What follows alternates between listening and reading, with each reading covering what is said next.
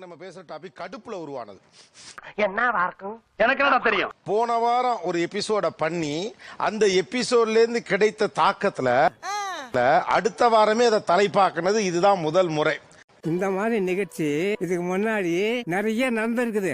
ஆனா இதுதான் கடுப்பாகக்கூடிய இளைய பிள்ளைகள் எல்லாம் இந்த பக்கத்துல உட்கார்ந்துருக்காங்க. இந்த பக்கம் அம்மாக்களும் மூத்த மகன்களும் இருக்காங்க. ஒருத்தருக்கு ஒருத்தர் கோஆபரேட் பண்ணி குத்து வாங்கிக்கிறேன். அப்பதான் ஆட்டம் முடிஞ்சு சீக்கிரம் வீட்டுக்கு போகலாம். அண்ணன் கதைகள்ல என்னென்ன கதைகள்லாம் கேட்கறப்ப கடுப்பா இருக்கும். பலது இருக்குதே, எதை சொல்றது? ஒரு 5 வயசுலயே நிறைய ஸ்டேஜ்லாம் ஏற வச்சாங்க.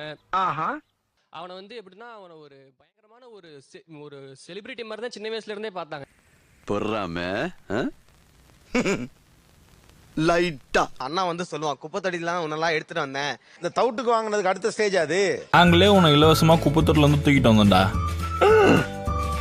எவ்வளவு நாள் வரைக்கும் இதை நம்புனீங்க? ஒருவேளை நம்மள குப்பத்தூர்ல தான் எடுத்துட்டு 9th வரைக்கும் நம்ம 9th வரைக்குமேவா? ஆமா. இன்னும் பச்சை புள்ளையா இருக்கேடா. பச்சை புள்ளையா? அந்த பஸ் அடிக்கல வச்சிருப்பாங்கல்ல, அதெல்லாம் காமிக்கும் போது ஓ நாம் போல இவங்க வீட்ல இருந்தா பிறந்தோன்னு ஒரு சேலத்துல வந்து மாம்பழத்துக்கு வாங்கிட்டு வந்தோம்னு சொன்னாங்க. மாம்பழத்துக்கு புதுசா ஒண்ணு கண்டுபிடிச்சாங்க. அப்டேட்டடா இருக்கீங்களே தம்பி. அட பாவிகளா, ரொம்ப புதுசா உள்ளடா இருக்கு. உட்கார்ந்து யோசிப்பாங்களோ. வந்து என்னை அடிச்சானா கரெக்டா ஞாபகம் இல்ல. நான் ஒரு மாதிரி அழுவ ஆரம்பிச்சேன். இதே ஓவி பயனா இருந்தா இப்படி பண்ணுவீங்களா நீங்கனே சொல்ல ஆரம்பிச்சேன். எதுக்குடா ஒரு தாயில்லா புள்ளைய போட்டு இப்படி துவச்ச? இப்ப நம்புனேன் அந்த விஷயத்தை. இப்ப வரையும் ஒருவேளை இருப்பாங்களோ, ஒருவேளை வாங்கிருப்பாங்களோங்கற டவுட் வந்து இப்ப லைட்டா சொல்லி. நான் எத்தனை ஊரு எத்தனை கிராமத்தை தாண்டி என்ன கண்டிஷன்ல வந்திருக்கேன் தெரியுமா நான் உனக்கு? போரவஞ்சனைகள் நடக்கும் இல்லையா? அந்த தோணும் ஒரு இடத்துக்கு மேல ரைட் என்னவா இருந்தாலும் இதுதான் வீடு ஆயிருச்சுன்னு சொல்லிட்டு விடுறது. இப்ப நீ ஆவேசப்பட்டு வெளியே போன சோத்துக்கு பிச்சை எடுக்கணும். பல குப்பத்தட்டிகள் எச்சில கிடைக்காம சுரிநாய்குடியை வெறிநாய்குடியை கறி வாங்க வேண்டிய கட்டாயம் ஏற்படும். இப்ப சொல்லு, சோறா சுரணையா? சோறுதான். சின்ன வயசுல அண்ணன் தான் சொல்லிருக்காங்க. என்னன்னு? உன்னை வந்து கீழே கடன் தான் எடுத்துட்டு வந்தோம். ஆமா. எடுத்துக்கலையா நீங்க?